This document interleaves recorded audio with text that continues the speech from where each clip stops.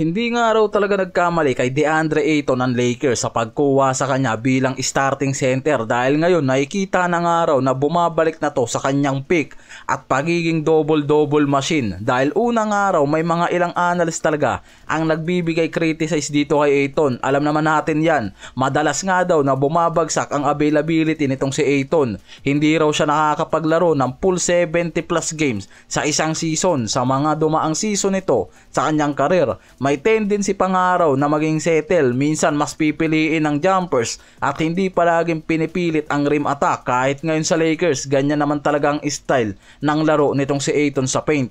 May mga analyst na nagsasabing hindi nga raw siya magiging elite defender o shot blocker. Sa ilang advanced defensive metrics, medyo average nga lang na center itong si Ayton pero sapat para sa role na inaasahan sa kanya. Yan ang sinasabi dyan. Pero ngayon, mukhang nagkamali nga raw talaga ang ilan dyan dahil sa dominance na pinapakita ngayon nitong si Ayton sa Lakers, and hindi nga raw talaga nakakapagtaka na lumabas naman talaga ang full potential niyan bilang starting center dahil merong kasama yan sa lineup na dalawang superstar na inaasahan maghuhubog nga ng potential niya bilang starting caliber. Si Luka at LeBron, sama na natin si Austin Reeves dahil kahit siya mismo naniniwala nga na lalabas ang tunay niyang laro at makakabalik siya sa peak sa tulong nitong si Luka at LeBron. Yan yung sinabi niya sa press interview. At mukhang totoo naman at nakikitang bumabalik nga ang pagiging double-double machine nito at mas tumataas ang averaging at sa opensa at depensa nagiging dominante na.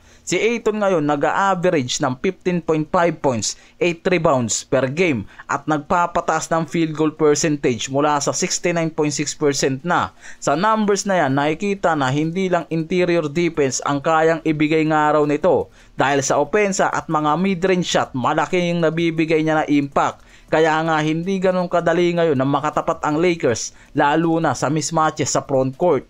May mga laro siya na nag-deliver ng malalakas na double-double. May pagkakataon na ang unang Lakers mula nung Shaquille O'Neal pa noong 2002, nagkaroon lang sila ng 20 points, 15 rebounds habang may 90% na field goal. Yan yung record na ginawa nitong si O'Neal. Kaya nakikitang hindi malabo na magawa yan ni Ayton lalo na kung magpapatuloy ang magandang performance nito at maabot niya yung bagay na yan. May streak siya na 20 points, 10 rebounds sa game ayon sa ilang report. Kapag double-double si Ayton ngayong season, panalo raw ang Lakers sa mga laro. Yan yung ibig sabihin, malaking bagay nga ang numbers ni Ayton mula opensa at depensa pagdating sa mga winning games nila. Alam naman natin na si Redick at front office gumawa ng priority spot para makakuha ng starting center.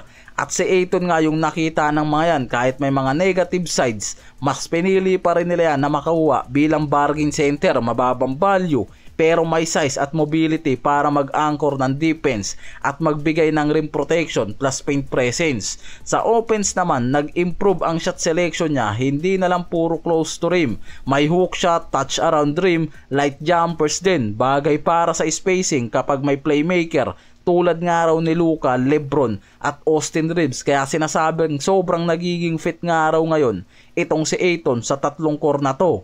Mas pinabuto nito ang overall floor spacing at nagbibigay ng stable option sa paint.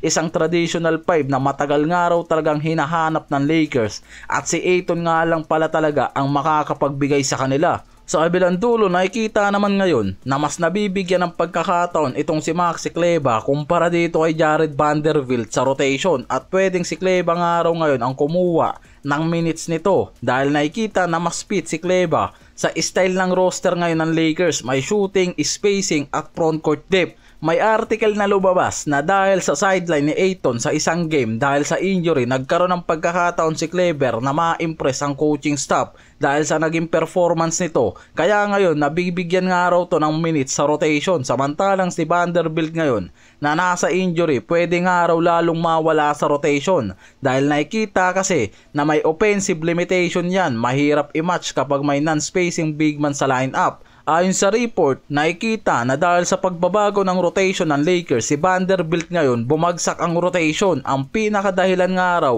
yung offensive limitation lang, especially when paired with non-spacing big man. Yan yung nakikitang disadvantage dito kay Bando, lalo na kapag maraming big man sa lineup ang kalaban. Kahit maganda ang defensive reputation ni Vanderbilt, nahihirapan siya mag-provide ng offense o floor spacing, bagay na nabibigay ngayon nitong si Kleba. Dahil sa modern NBA at sa roster ng Lakers ngayon, mas maraming perimeter shooting, spacing ang pangangailangan nga raw ng mga to sa lineup. Mas nagiging malaking minus to sa kanya, kaya nakikita na yan ang dahilan bakit nawawala na ngayon sa rotation itong si Vanderbilt.